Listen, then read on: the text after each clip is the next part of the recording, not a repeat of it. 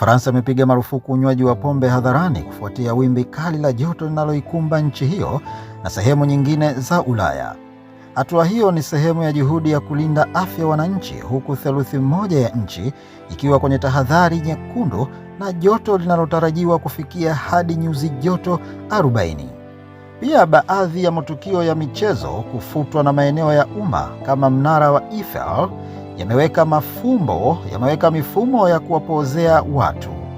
Serikali imeongeza ulinzi dhidi ya moto wa misitu na kuimarisha huduma za dharura, huku ikiweka hadharani maalum kwa wazee na watu walio katika mazingira hatarishi.